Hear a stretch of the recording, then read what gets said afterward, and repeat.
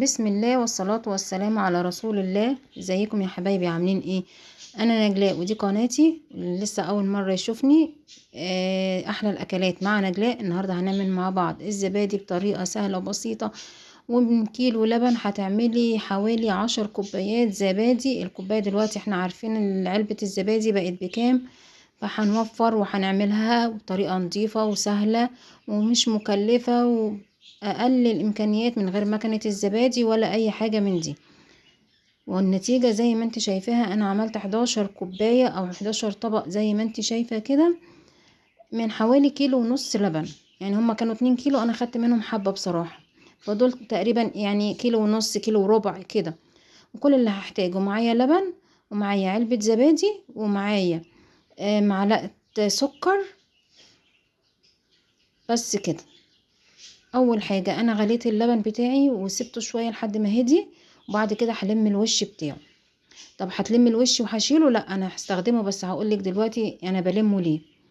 زي ما انت شايفة كده انا بلم الوش بتاعي كده. وطبعا لو عندك معلقة لبن بودرة بتحطيها، بتعزز الطعم وبتقويه كده وبتخليها زي الكريمية بالظبط كده. وفي الكبة او في الخلاط هحط بقى وش اللبن اللي انا لميته دوت، وعلبة الزبادي، علبة الزبادي اللي هي الوسط. وبعد كده هحط معلقة لبن بودر او معلقتين لو موجودة عندك، ومعلقة سكر كبير زي ما انت شايفة كده. وهبدأ بقى اضرب كل الكمية بتاعتي ديت. حطيت عليهم طبعا كوباية لبن من نفس المقدار اللي احنا عاملينه، بس عشان ايه؟ يسهل الضرب في الكب. وبعد كده هضربها كويس جدا، وهبدأ اضيفها على اللبن الدافي اللي زي دمعة العين. مش عايزة اللبن يكون سخن جامد عشان الخميرة بتاعتي اللي هي الزبادي ما تبص، لازم يكون دافي. انا غليته وسبته يهدى شوية. وطبعا هنا الاطعم بقى، او عايزة تخليه سادة براحتك خالص. انا هنا حطيت عليه مربى فراولة من تحت، حطيت على كام واحدة كده. قلت ايه يعني، عشان اللي عايز اللي حابب، يبقى مش كله عايز مربى ومش كله عايزه سادة. زي ما انت شايفة انا ولا حاجة خالص، انا حطيت كل المكونات وضربتها على بعضها في الكبة او في الخلاط، وبعد كده قلبتها على اللبن بتاعي، وبعد كده بس بصبه زي ما انت شايفة. ولا اسهل من كده ولا في اي حاجة خالص، وبرده سهل وبسيط خالص. والتركاية بتاعته اللي هي من غير مكنة الزبادي ولا اي حاجة. خليكي بس متابعة معايا الفيديو. لو لسه متابعيني لحد هنا، ما تنسيش الاشتراك في القناة وتفعيل الجرس عشان يوصلك كل جديد، وحطي لي اللايك عشان اللايك هو اللي بيرفع الفيديو. هبدأ كده افضي الكمية بتاعتي زي الفل، واسهل منها مفيش. وزي ما شفتيها معايا في بداية الفيديو، يعني ناعمة جدا كده وطعمها دسم. عايزة اقولك والله بجد احلى من اللي بنشتريها من بره، يعني بمراحل.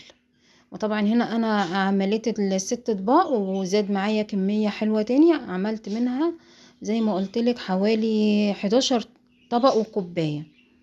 يعني لك ان تتخيلي بقى كل الكمية ديت من كيلو وربع او كيلو ونص لبن.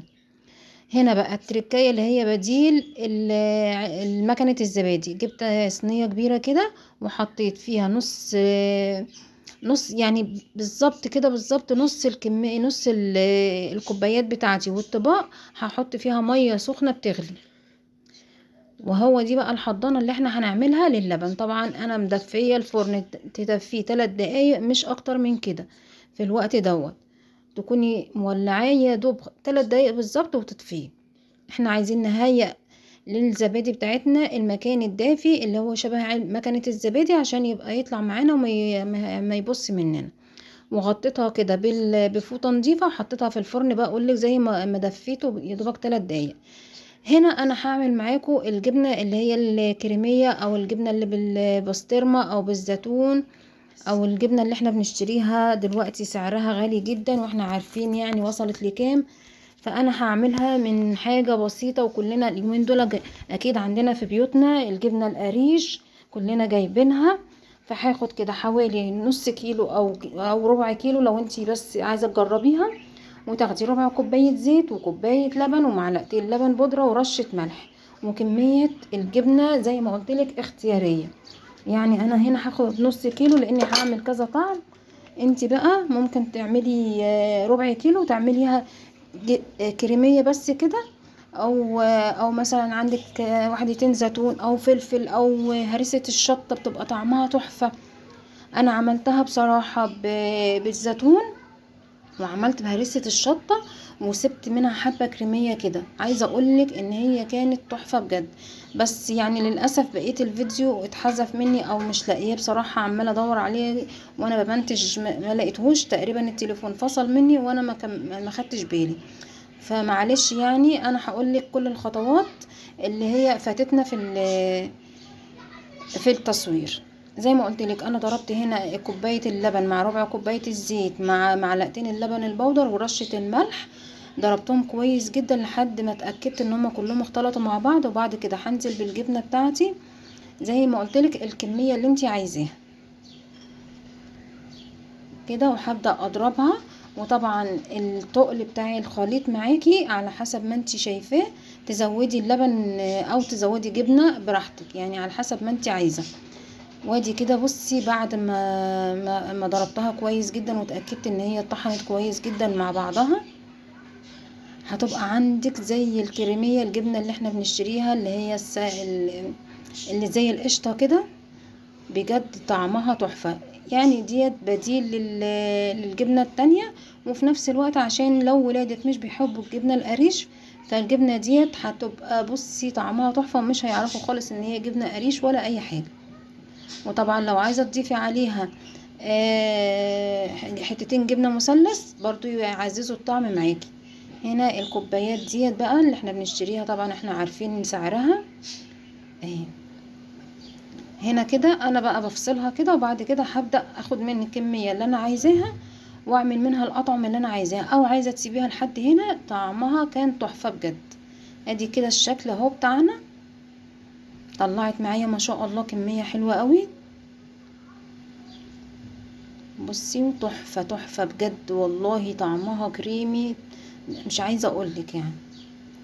طبعا تضيفي عليها بسطرمة، تضيفي عليها لانشون، تضيفي عليها زيتون، تضيفي عليها زي ما قلتلك هريسة الشطة. وطبعا ده تاني يوم، يعني انا سبت الزبادي في الفرن كده 4 ساعات بالظبط. ما تطوليش عن ال4 ساعات عشان ما يبدأش الزبادي يلسع معانا كده ويدينا طعم لاذع، مش هيبقى حلو خالص. هنا بعد ال4 ساعات بالظبط اظبطيهم على على التليفون بتاعك عشان ما تنسيش عنها. بعديها تشيليهم بقى من المية ديت، وبعد كده هنحطهم في التلاجة. هنحطهم في التلاجة برضو حوالي ساعتين 3 4 ساعات، قبليها بيوم مش هيفرق معانا. وزي ما انت شايفة الزبادي بتاعتي جمدت وبقت بالشكل التحفة دوت، والطعم التحفة الخطير اللي بجد فايتك كتير جدا لو ما عملتهاش في البيت. وحاجة سهلة وبسيطة ومش مكلفة ونضيفة، يعني هتوفر معانا. يعني شوفي بقى من كيلو ونص، يعني كيلو اللبن دلوقتي بكام، وعملنا منه قد ايه، وحاجة يعني موجودة في تلاجتك، وحاجة نظيفة، وانتي متأكدة ان هي ما فيهاش اي مواد حافظة ولا اي حاجة خالص. بصي يعني متماسكة جدا جدا لأبعد الحدود، وطعمها كان تحفة ما شاء الله. يعني طبعا انا هنا عملتها ديت قبل ليلة السحور، وخلصت يومين او 3 ايام، وبدأت اعمل غيرها. يعني وتاخدي بقى الخميرة بتاعتك بتاخديها دايما من دي، خلاص مش بنشتري بقى خميرة ولا علبة زبادي تاني ولا اي حاجة. انا كل ما بتخلص عندي باخد اخر علبة واعمل بيها الجديد بالشكل الجميل التحفة ده. اتمنى يا رب النهاردة تكون الفكرة عجبتك وتكون سهلة وبسيطة عليكي. ولو عجبتك الفكرة بقى ما تبخليش عليا بالاشتراك وتفعيل الجرس، وتشتركي في القناة وتكتبي لي كومنت حلو كده زيك عشان تشجعيني واعمل لك فيديوهات كتير. ادي كده الزبادي بتاعنا بالشكل اللي انت شايفاه، 11 علبة.